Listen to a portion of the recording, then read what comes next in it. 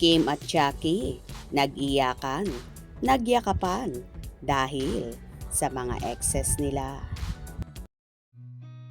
I've seen a lot of change, been through a lot of pain. Some things are not the same as they were a year ago, but all will be okay. I move on each and every day. The past. Viral ngayon ang pag-iyak ni Jackie Gonzaga at Kim Chiu nang tanungin sila about sa mga ex nila. Sa dating game segment ng It's Showtime na Especially For You, nagsimula ang lahat ng tanungin ni Vice Ganda ang kanyang alagang si Jackie tungkol nga sa ex nito.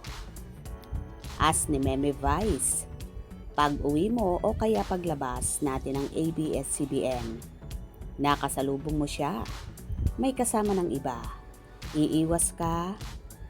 Sagot ni Jackie, iiwas ako, tapos iiyak na lang ako pag-uwi. Nasinunda ng pag-iyak. Napunta ang tanungan kay Kim nang ituro ito ni Jong Hilario. Kagagaling din lang kasi ni Kim sa breakup. Sa pagkakataong iyon ay si Jackie naman ang nagtanong. Ask ni Jackie, Ate Kim, ano bang dapat gawin kung makikita mo sa estado ng pagkatao mo ngayon? Makikita mo siya sa hallway kasama na yung bago niya. Anong gagawin mo, Ate Kim? Haharap syempre, sagot ni Kim, na halos mangiyak-ngiyak na. Ganon talaga. Hindi ka dapat tumatalikod sa mga bagay na nagpapalakas sa'yo. Pinuntahan agad ni Kim si Jackie at niyakap niya ito at nag-iyakan sila. Hindi naman binibigay ni God yung mga hardest battle niya to his strongest. Ang tanong lang, ano daw gagawin mo? Ano gagawin? Hindi, ganun talaga.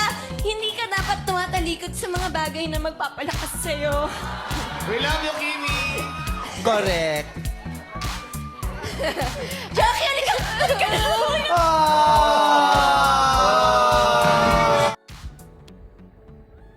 Proud naman si Meme Vice Ganda kina Kim at Jackie dahil sa pagiging strong woman na mga ito. Well, talaga namang nakakaiyak kapag iisipin mo. Lalong higit ang kay Kim na umabot pa nga sa 12 taon ang lahat pero nauwi rin sa wala ang kanilang pagmamahalan. Tama rin naman ang naging advice ni Kimi sa lahat na kailangan mong harapin at kung sakasakali man na magkasalubong kayo sa hallway, ipakita mo pa rin na matatag ka kahit inayawan ka at iniwan ka. Good job, Kim and Jackie. Ipinakikita nyo lang kung gaano katatag ang mga babaeng kagaya nyo na hindi kawalan ang mga ex-nobyo nyo para maglupasay kayo. Hope you enjoyed. Please subscribe for more info.